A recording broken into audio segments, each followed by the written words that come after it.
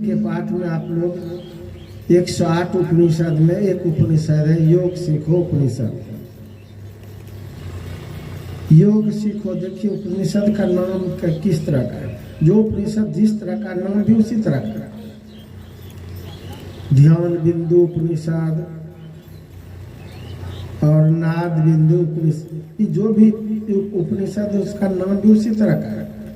अभी योग सीखो, योग सीखना पड़ता है, योग सीखिए। नामे है ग्रंथ का, उपनिषद का, योग सीखो। तो संसारिक लोग जब तक योग सीखेंगे नहीं तो योग करेंगे कैसे? किसको योग कहते हैं? योग से क्या लाभ है, क्या फायदा है मनुष्य को? लोगों को तो पहले ये भी पता नहीं। जानते कि 108 उपनिषद है, जानते कि 4 वेद है, लेकिन 4 वेद का ज्ञान क्या है, 108 उपनिषद का ज्ञान क्या है,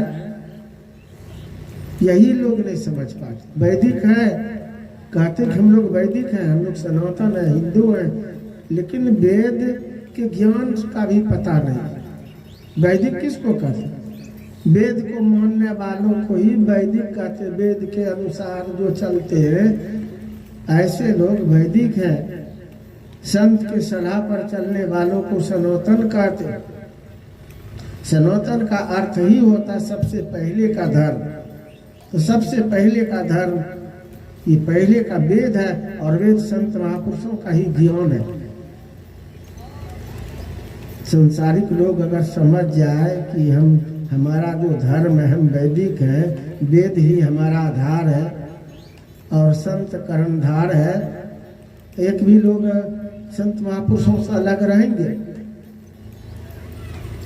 योग साधनों से अलग रहेंगे। अभी देखिए सृष्टिकर्ता ब्रह्मा जी प्रश्न किए, जो अभी पाठ सुने ना आप लोग, तो ब्रह्मा जी प्रश्न किए। किन से प्रश्न किए? देवों के देव महादेव शिव जी से। देवों के देव महादेव जी से ब्रह्मा जी, सृष्टिकर्ता ब्रह्मा जी प्रश्न किया कि कोई कहते हैं ज्ञान बड़ा और कोई कहते ध्यान बड़ा, अर्थात योग बड़ा और ज्ञान बड़ा। तो आपका क्या राय है? शिव जी से प्रश्न किया, आपका क्या कहना? शिव जी ये नहीं कहते हैं कि केवल ज्ञान बड़ा है, और ये भी नहीं कहते केवल योग बड़ा, कहते ज्ञान युक्त योग बड़ा। देखिए मार्मिक बात पकड़िए, ज्ञान युक्त योग बड़ा है। ब्रह्मा जी को समझा रही, तो माध्यम हुआ ब्रह्मा जी। संसारिक मानव हम लोग हैं, तो हम लोगों को शिव जी समझा रहे, कहते हैं ज्ञान युक्त योग बड़ा। योग मतलब ध्यान। तो अगर ज्ञान ही नहीं है तो ध्यान क्या कीजिएगा? जुक्ति जानबे नहीं करते तो हो जाएगा ध्यान। आंख बंद करके बैठो, ध्यान हो जाएगा। उसके लिए सूत्र है, हिसाब बनाने का जैसे सूत्र होता है, बिना सूत्र जाने को हिसाब नहीं बना सकता।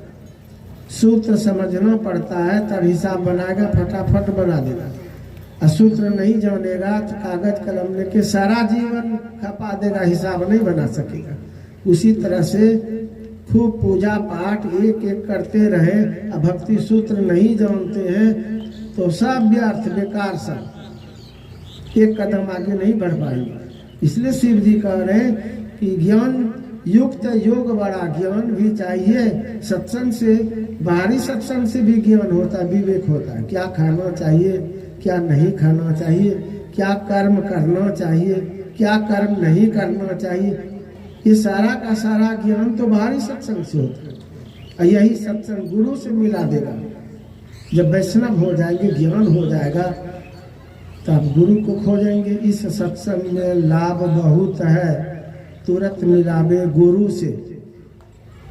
तो गुरु से जब मिलेंगे तो गुरु सूत्र बता देंगे, भक्ति सूत्र, जुक्ति, ध्यान करने की विधि, और तब आप ध्यान करेंगे, योग करेंगे तो कल्याण होगा। वही कारण शिव जी कि ज्ञान युक्त योग बड़ा।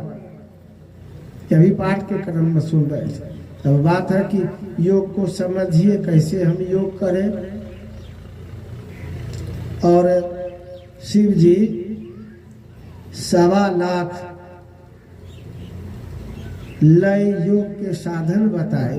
1.25 लाख रात में सुन रहे थे। शिव जी सबसे बड़े योगी हैं, महायोगेश्वर। क्यों? तो बहुत ध्यान करते रहते।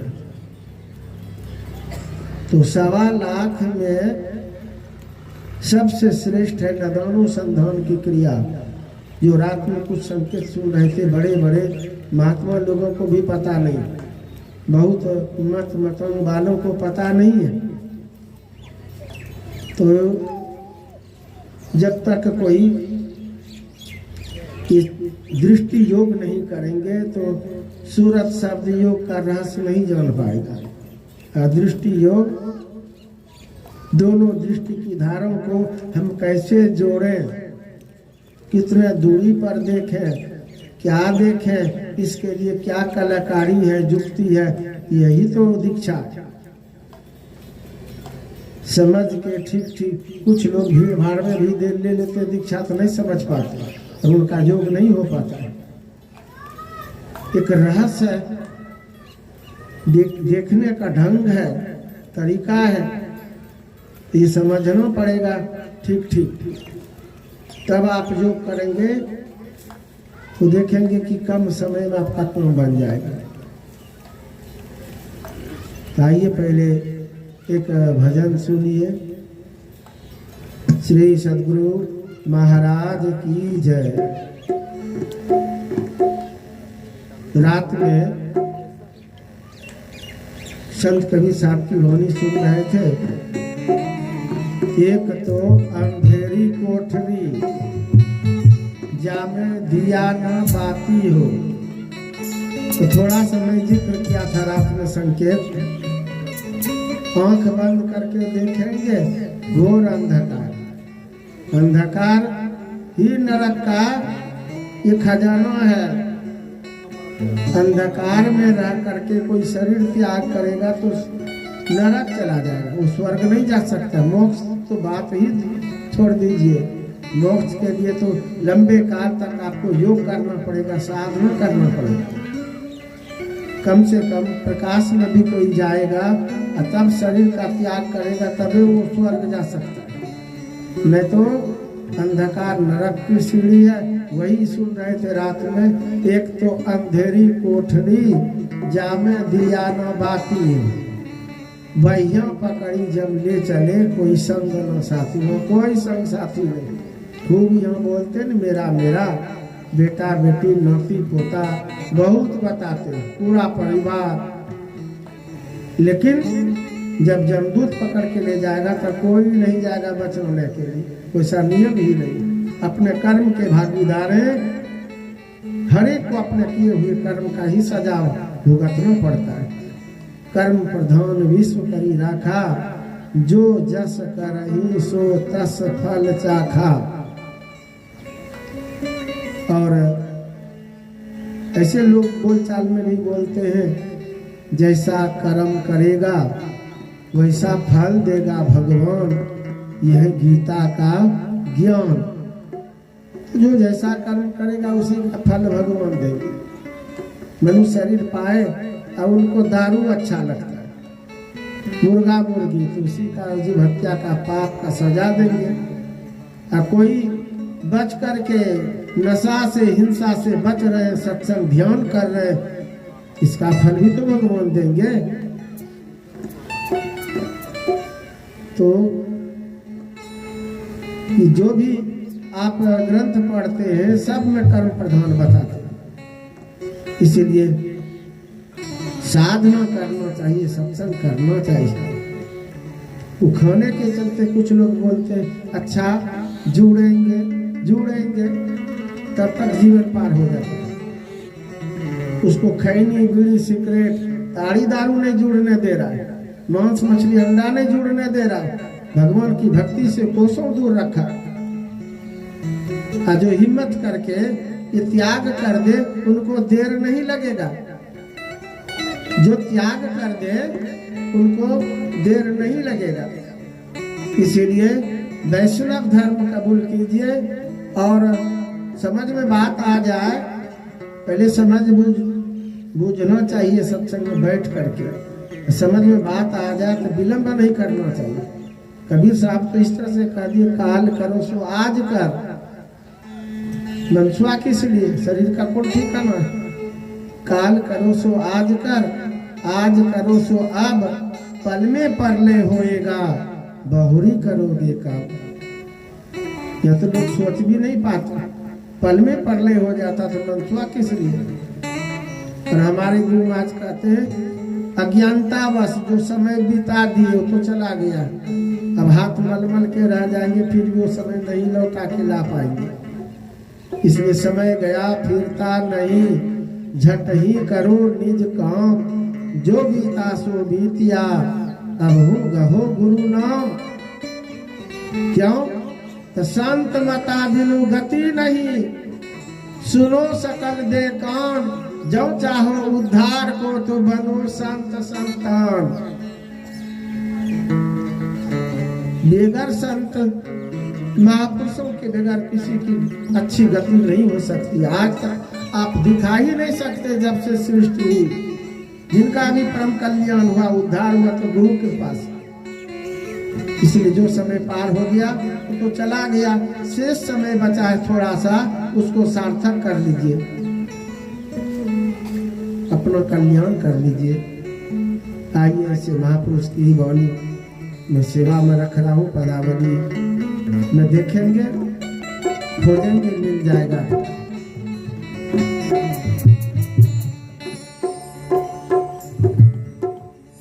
तख्त बना हार जाम का, तख्त बना हार जाम का,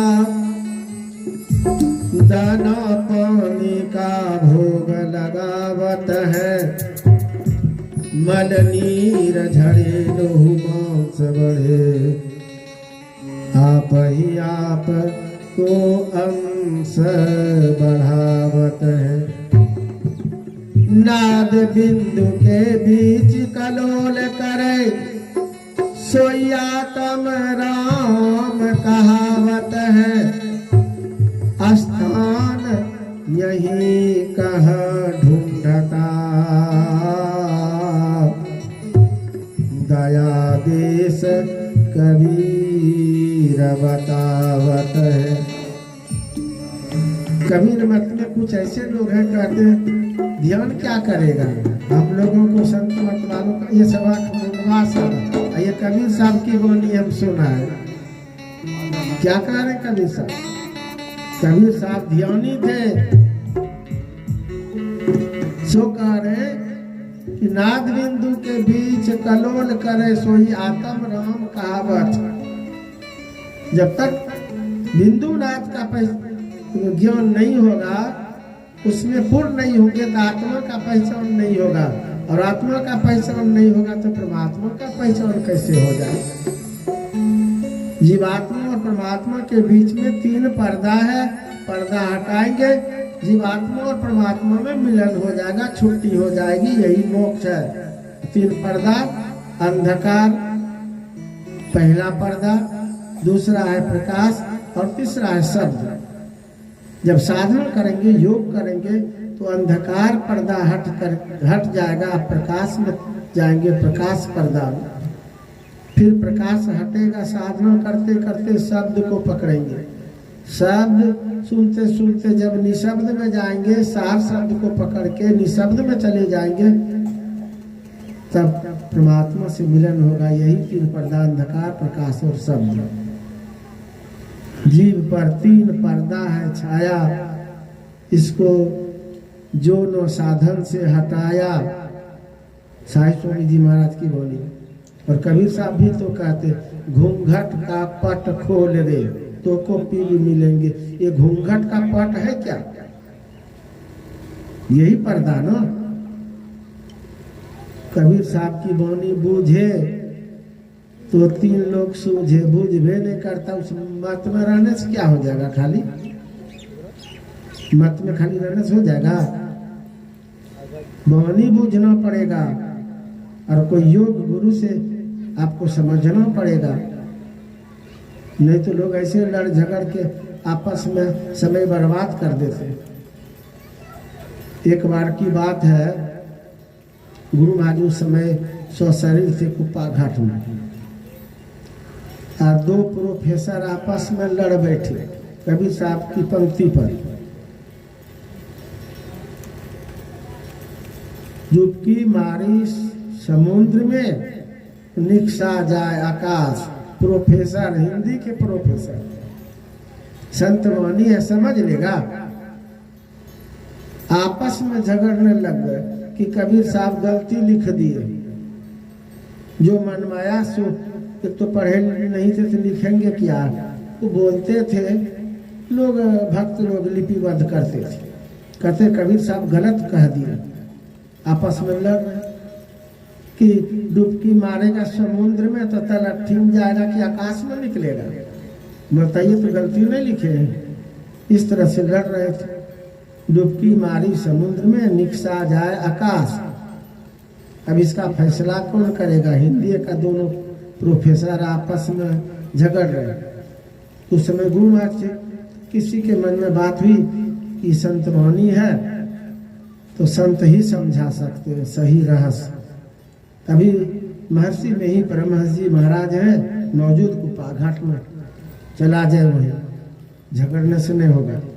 जानते दोनों गए वहां लड़ते झगड़ते। गुरु महाराज से कहते कि महाराज कबीर साहब गलती कह दी है। कि क्या गलती कह दी?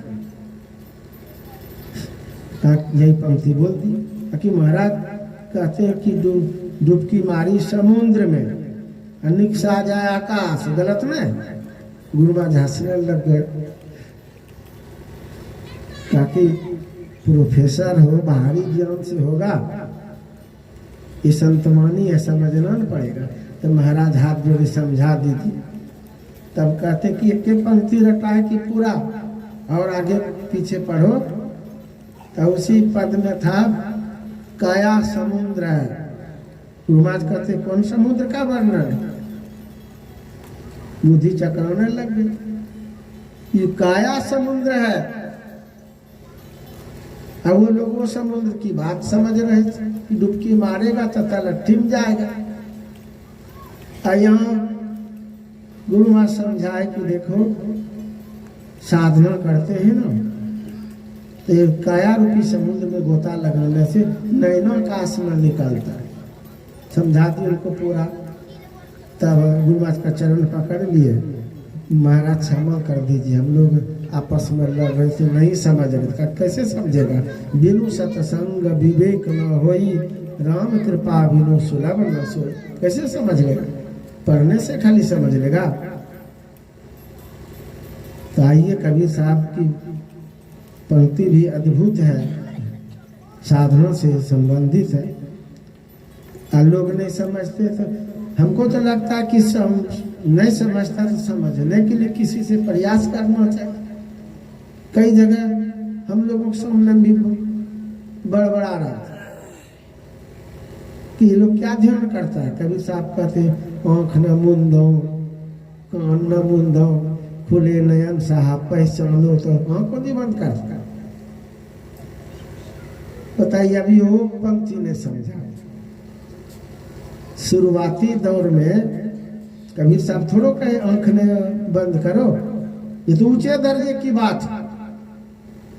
कबीर साहब की पंक्ति है, नैनों की करी कोठली, पुतली पलंग बिछाए, पलकों की चिकडारी को पिया को लिया रिझाए। क्या कह रहे हैं? आंखें बंद करने के लिए। ये क्या पंक्ति कर रहे हैं? कबीर साहब की पंक्ति। तो आंख ना मूंदो, आंख नहीं मूंदेगा। अभी तो सत्संग में बैठे खोल के देखते, कोई आ जाते तो उधरे सबका ध्यान चला जाता है, उधरे देखने लग जाते। ये आंख खोल करके, अगर आंख बंद करके सत्संग सुनेंगे तो आपका मन विचलित नहीं होगा। लेकिन आंख खोल करके जो देख रहे हैं ना, कोई कोई आता है तो घर ख्याल जाता है कि नहीं जाता है। ध्यान की बात है आँख नहीं बंद करेगा तो ध्यान लग जाएगा, बनेगा, सिमटा होगा। लोग उलट पुलट बोलता। अभी हम भगवान कृष्ण की बातों पर हम आएंगे। गीता में जो ज्ञान है कि 10 दिशाओं को छोड़ करके देखो अर्जुन, तब तो भगवान कृष्ण भी झूठे बोले हैं। 10 दिशा आँख खोल करके देखिएगा तो 10 दिशा छूट जाएगा क्या? 10 दिशा कौन कौन दिशा हुआ? पूरब, पश्चिम 2, उत्तर और दक्षिण 2, 4, चारों का 4 कोना, 8, ऊपर 9, नीचे 10, ये 10 दिशा है। कहते 10 दिशाओं को छोड़ करके देखो। और 10 दिशा कैसे छूटेगा? आँख खोल करके देखेंगे, किधरों देखेंगे तो कोई न कोई दिशा सूझेगा। आँख बंद कर लेते हैं तो 10 दिशाओं छूट जाएगा, नहीं छूटेगा। भगवान कृष्ण क्या करें? इसलिए संत भगवंत में कछु अंतर नहीं। जो संत कहते वही भगवान कह रहे हैं, अंतर कुछ नहीं है। लोग नहीं समझ पा रहे हैं तो उलट पुलट अर्थ वो बता रहे। तो यहाँ देखिए, पहले शुरुआती दौर में दीक्षा लेते हैं तो आपको आँख बंद करना पड़ेगा और मुख नहीं बंद कीजिएगा तो मानस जप होगा, बड़बड़ करते रहिएगा, मानस जप हो जाएगा। मानस जप में ठोर भी उठे बैठे नहीं, जीवा नहीं डोले, दांत नहीं टकरावे, मुंह न हिले, तब होगा मानस जप, जो सब जपों का राजा है। तो मुंह बंद करना पड़ेगा कि नहीं? और आंख बंद करना पड़ेगा कि नहीं? आंतरिक दृश्य को देखना है तो बाहर का नजारा देखना छोड़िए, आंख बंद कीजिए। शुरू में आंख बंद और मुख बंद, ये 2 बंद किया जाता है। और जब आप शब्द साधनों के अभ्यासी होते हैं तब तो कान भी बंद करना पड़ेगा। क्यों? बाहरी आवाज नहीं जाए कान में, नहीं तो विचलित हो जाएगा ध्यान, आपका मन भटक जाएगा। आंतरिक आवाज सुनेंगे, बाहर का सब रस फीका हो जाएगा। तो आंख बंद और मुख बंद और कान भी बंद करना पड़ता है। और जब आपका सिमटा हो जाएगा, आगे बढ़ जाएंगे, ऊंचे दर्जे के साधक हो जाएंगे, तो आप कोई झंझट नहीं। आंख खोलिए के तो रहिए, आप कोई दिक्कत नहीं, सब में भगवान सूझेगा। लेकिन पहले अभ्यास करने के क्रम में आपको आंख बंद करना है, बिल्कुल जरूरी है, निश्चित है। और जब आपका अभ्यास पूरा हो जाएगा मानस जप का, तो मुख भी बंद अब नहीं करना है। क्योंकि मानस जप का अभ्यास जब जिनसे हो जाता है तो उनसे अजपा जप होता है। और अजपा जप रात में भी सोएंगे आप, सुबह जगेंगे तो लगेगा कि हम रात भर जप किए। वो अपने होता, अपने आप करना नहीं पड़ेगा। चलते फिरते अब बातचीत कर रहे, भीतर भीतर जप चल रहा है, ये तो ऊंचे दर्जे की बात है। शुरुआती में मुख बंद करना ही पड़ेगा। और जिनका अभ्यास हो जाए शब्द साधना का, 4 शब्द पकड़ा जाए, आवाज हो रही है, अभी भी हो रही है, अनवरत रूप से 24 घंटा आवाज होती है। लेकिन बाहर का इतना कोलाहल है जो कि आवाज नहीं सुन पाते। और कान बंद करते, जिसका अभ्यास ठीक होता है, भोर में जब बैठेंगे आप कान बंद करके, तब वो आंतरिक आवाज सुन पाएंगे। अभ्यास हो जाएगा पूरा एकदम, तब तो चलते फिरते कान नहीं बंद कीजिएगा, न आवाज सुन रहे हैं। तो ये ऊंचे दर्जे की बात है। तब कहते कबीर साहब, अब इस अवस्था को आप प्राप्त कर लेते हैं तो क्या जरूरत है आंख, कान और मुंह बंद करने का? आंख न मुंदो, कान न मुंदो, खुले नयन नयन साहब पहचानो। वाल्मीकि जी के निकट गए भगवान राम और कहते महाराज 14 वर्ष का वनवास हो गया है, तो कोई बढ़िया जगह बता दीजिए। भगवान राम वाल्मीकि जी खिलखिला के हंस रहे। क्यों हंस दिए? कहते कि प्रभु आपसे हम ही प्रश्न करते कि आप कहाँ नहीं है। आप तो हमको पूछ दिए कि कहाँ हम डेरा डालें। तो 3.5 हाथ के शरीर में भगवान राम खड़े हैं। सबका शरीर 3.5 हाथ का, अपने अपने हाथ से नापेंगे तो 3.5 हाथ का शरीर होगा। छोटा, बूढ़ा, बच्चा, बौना, लंबा 3.5 हाथ का होगा अपने हाथ से। तो 3.5 हाथ के शरीर में भगवान राम खड़े हैं। और वाल्मीकि जी वही राम को केवल देख रहे हैं, सर्वव्यापी राम, हम में, तुम में, खड़ग में, खम में, सब में व्यापक, सबते न्यारा, सब घट एक ही राम हो, राम राम। जिसको तत्व का ज्ञान हो जाता है, सब में भगवान सोचता है। इसीलिए तत्व ज्ञानी बनिए और तत्व का ज्ञान समझ बूझ करके तब अभ्यास कीजिए, तब काम बनेगा।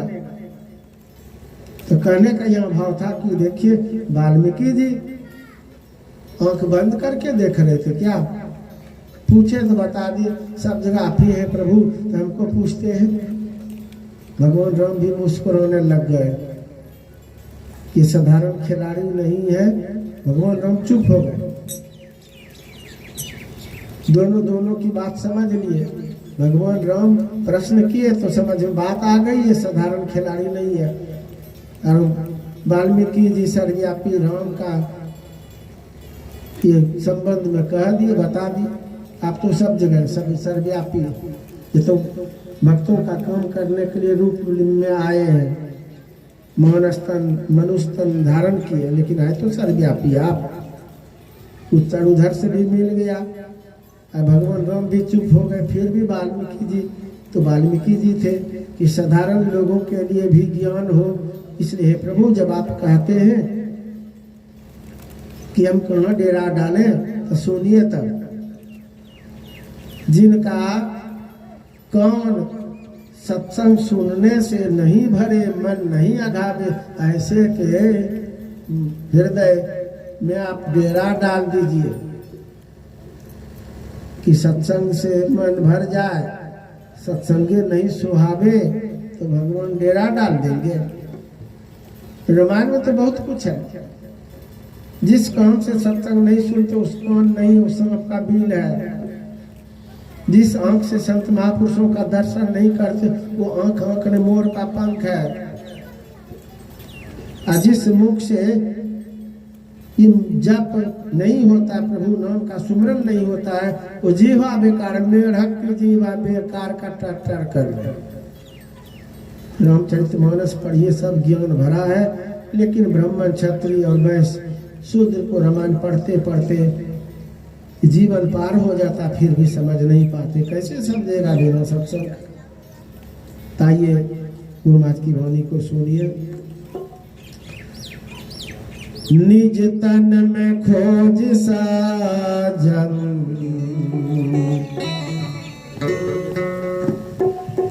निज तन में खोज साजन, बाहर न खोजना। निज तन में खोज साजन, बाहर न खोजना। जितना दुलार प्यार से करे सज्जन, कहाँ खोज रहे? वो परमात्मा, वो मालिक तेरे अंदर है, अपने अंदर में खोजिए और यही ध्यान से खोज पाएंगे। निज तन में खोज साजन, बाहर में खोजना। निज तन में खोज साजन, बाहर में खोजना। बाहर में खोजना, बाहर में खोजना। बाहर में खोजना, बाहर खोजना।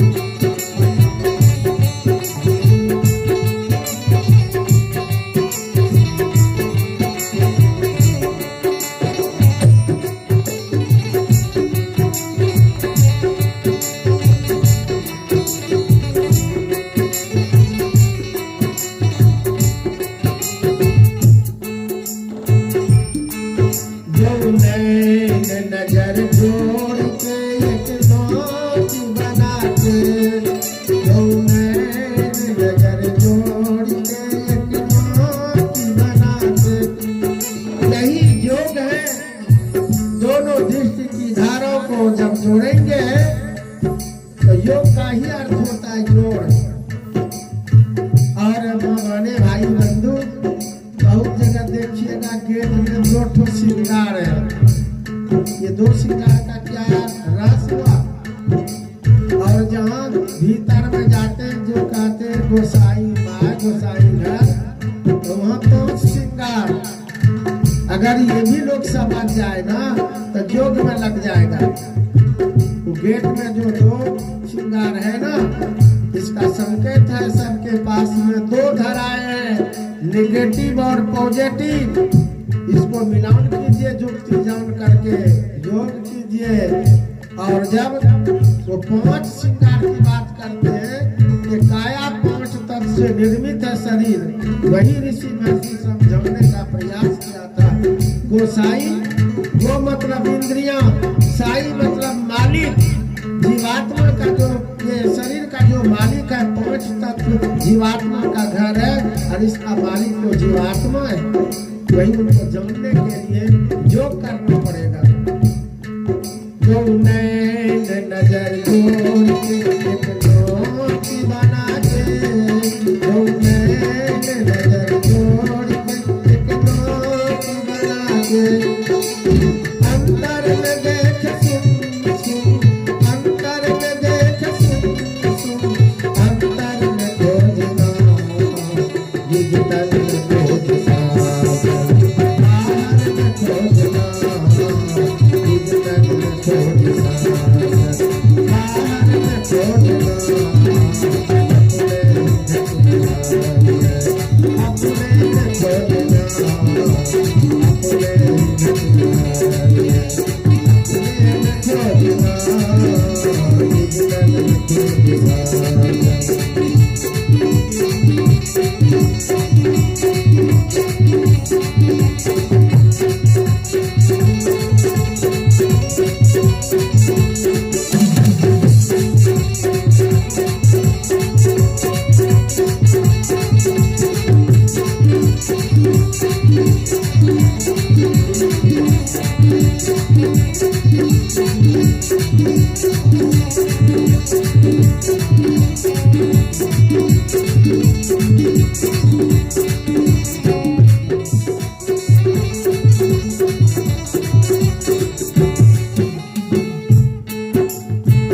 द्वार तक सीधे सूरत को खैचला।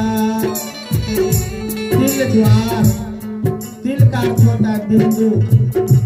सारे ख्यालों को समेट करके पॉइंट पर लाना पड़ेगा, युक्ति समझने के बाद ही संभव है। दिल द्वार तक के सीधे सूरत को खैचला, दिल द्वार तक के सीधे सूरत को खैचला। चला क्या होगा? अनहद धुनों को सुन सुन, अनहद धुनों को सुन सुन, चढ़ चढ़ के खोजना, अनहद धुनों को सुन सुन, चढ़ चढ़ के खोजना,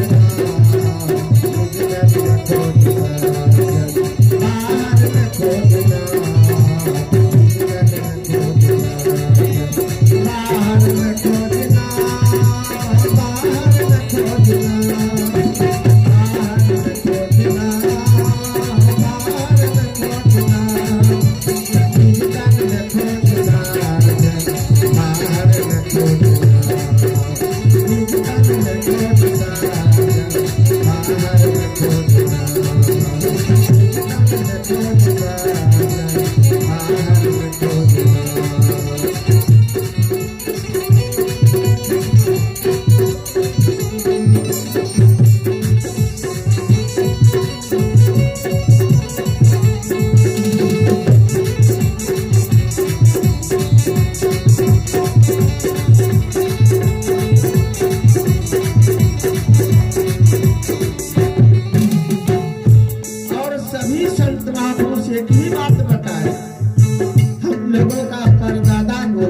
तुलसी साहब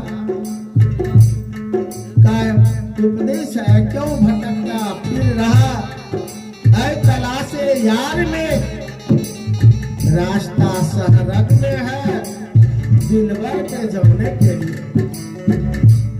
और गोस्वामी तुलसीदास जी महाराज भी कह रहे विनय पत्रिका अंतिम उनका उपदेश है, बाहर कोटि उपाय करी अभी अंतर ग्रंथ न छूटे, माधव मोह फांस क्यों टूटे। तो बाहर भी क्यों भटक रहे, निज तन में खोज साजन बाहर में खोजना, निज तन में खोज साजन बाहर में खोजना, अपने ही घट में नारी है, अपने ही घट में नारी है, अपने में खोजना, अपने ही घट में नारी है, अपने में खोजना, निज तन में खोज साजन बाहर में खोजना, निज तन में खोज साजन बाहर में खोजना, अपने ही घट में नारी है,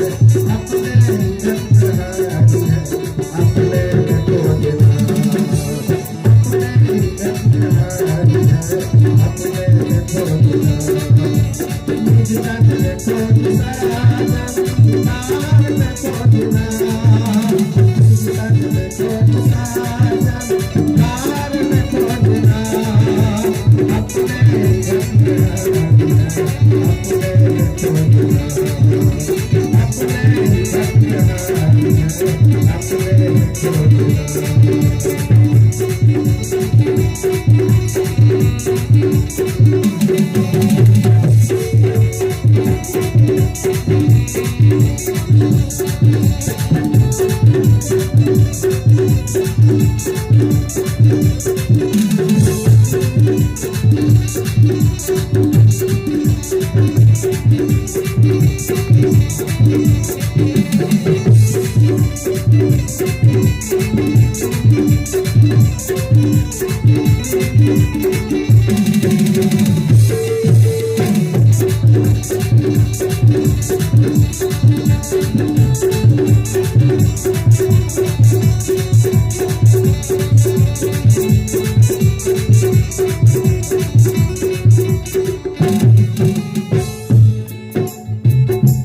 और 5 मंडल है,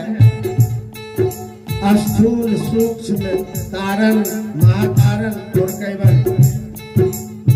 5 मंडल के 5 केंद्र, अब 5 केंद्र से केंद्रीय आवाज होती है, सब नहीं सुन पाएंगे, ये कोई साधक सुनेंगे जो साधना करते हैं, योग करते हैं। तो हमारी गुफा सारे पद में बजती है 5 बातें, सुनिए कि एक बजती है 5 बातें, सुनिए कि एक सुनिए कि एक सुनिए कि एक सुनिए कि एक सुनिए कि बजती है 5 बातें, सुनिए कि एक बजती है 5 बातें, सुनिए कि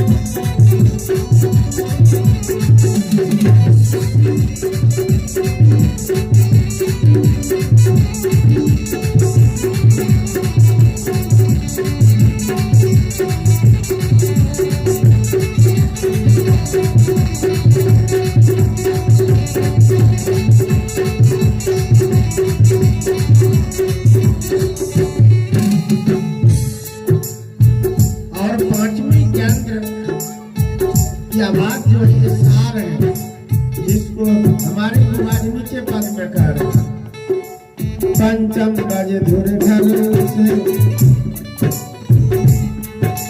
पंचम बजे धुर घर से जहाँ आप विराजे, और वही सबका डेरा है, जीवात्मा का डेरा वही है।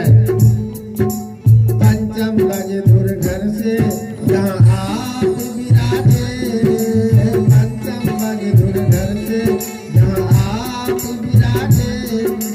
गुरु की कृपा से मेरी, गुरु की कृपा से मेरी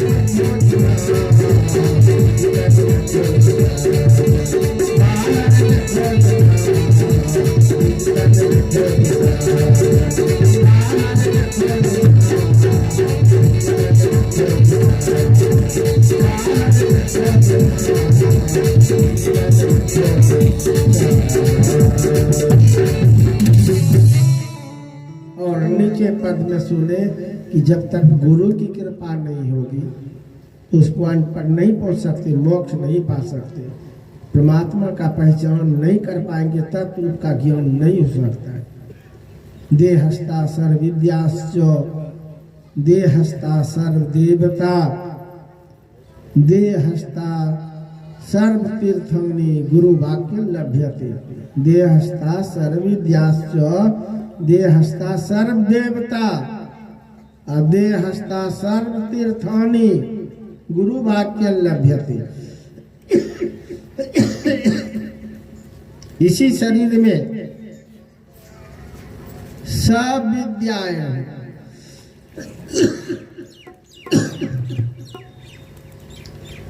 जिनको गुरु मिलता है जिस तरह का वही विद्या सीख पाते है तो सबसे इसी शरीर में। उर्दू पढ़ने वालों के पास भेजिएगा तो उर्दू सीख लेगा, हिंदी पढ़ने वालों के पास भेजिएगा तो हिंदी सीख लेगा, संस्कृत पढ़ने वाला मास्टर हो अपने बच्चे को वहाँ भेजते हैं तो संस्कृत का विद्वान हो जाएगा, अंग्रेजी पढ़ाने वाला हो तो अंग्रेजी का विद्वान हो जाएगा, हिसाब पढ़ाने वाले हो तो हिसाब में पारंगत हो जाएगा। सब कुछ शरीर में जिनको जिस तरह का गुरु मिला वो विद्या हासिल कर लिए, और अध्यात्म गुरु मिल जाए संत सदगुरु तो भवसागर पार कर जाएंगे। हर विद्या है इस शरीर में, लेकिन कमाल है गुरु का।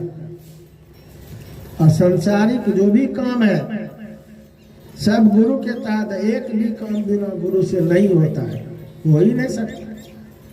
कोई भी कार्य बाहर का हो, संसारिक कार्य, कटाई, सिलाई, बुनाई, जोताई, कोड़ाई,